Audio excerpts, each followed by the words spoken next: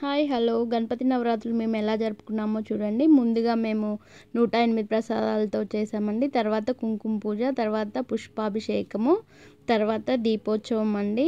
ఇది నిమజ్జనం రోజు. ఫైనల్లీ లేడీస్ అందరం కలిసి లడ్డు పాట 30,116కి పాడుకున్నాము. తర్వాత అయ్యగారు కొంచెం బలి చల్లిన తర్వాత ఇలా హారతి ఇచ్చారండి అందరికీ. ఇలా జెంట్స్ అందరూ బొట్లు పెట్టుకొని చాలా సందడిగా ఉన్నారు. బలి చల్లేటప్పుడు లేడీస్ ఉండకూడదండి, అందుకే అందరం పక్కకి వెళ్ళాము. తర్వాత ఇంకా అది అయిపోయిన తర్వాత మమ్మల్ని అందరినీ పిలిచి అయ్యగారు హారతి ఇస్తున్నారు. తర్వాత ఎలా కదిలిచ్చారో మీరే చూసి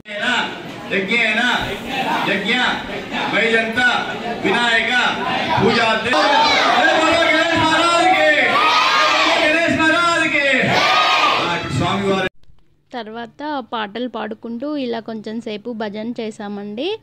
ఇలా భజన చేసిన తర్వాత కొంచెం పులిహోర దద్దోజనము ప్రసాదంగా పెట్టారు. ఇంకా ఆ రోజు మేము వంటలు ఏం చేసుకోలేదండి, ఈ హడావుడే సరిపోయింది.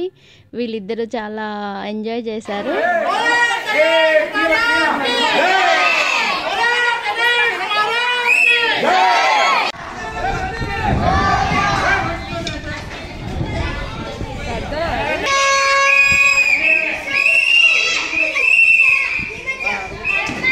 ఇలా విగ్రహం తీసుకొచ్చి ట్రాక్టర్లో ఎక్కించారండి. తర్వాత అందరము నీళ్ళు ఇలా పోసి కొబ్బరికాయలు కొట్టి వినాయకుడికి హారతి ఇచ్చాము. ఇంకా తర్వాత అందరూ కలిసి డ్యాన్స్ చేశారు.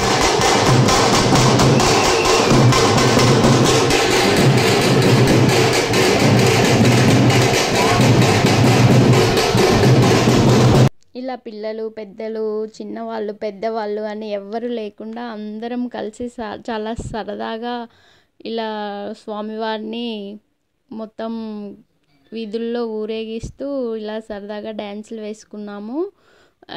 ఈ గణపతి నవరాత్రులు అలా 9 రోజులు ఎంత ఈజీగా గడిచిపోయాయండి.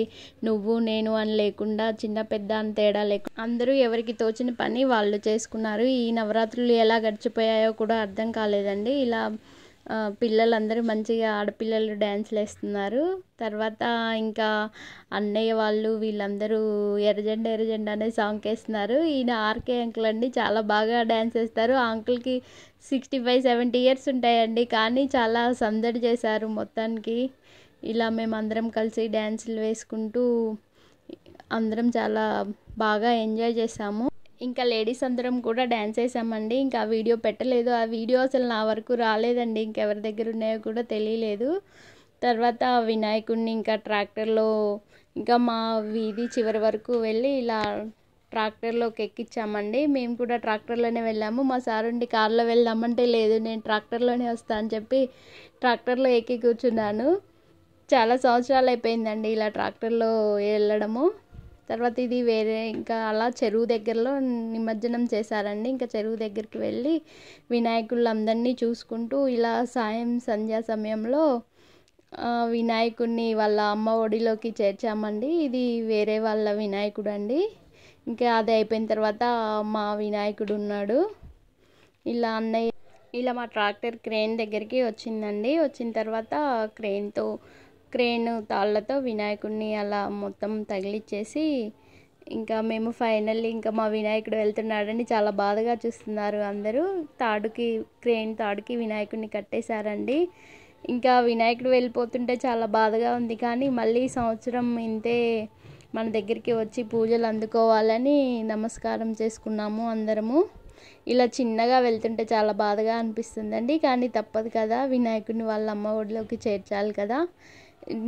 గణపతి నవరాత్రులు మాత్రం చాలా సంతోషంగా చేసుకున్నాము. ఇంక ఇలా లాస్ట్కి ఇంకా నీళ్ళల్లోకి వదిలేశారండి. ఇంకా అలా చూస్తూ ఉండిపోయాము. ఇంకా మళ్ళీ వచ్చే సంవత్సరం ఇలానే మా ఇంటికి వచ్చి పూజలు అందుకోవాలని అక్కడి నుంచి వచ్చేసామండి. అంతే అండి. Please subscribe my channel.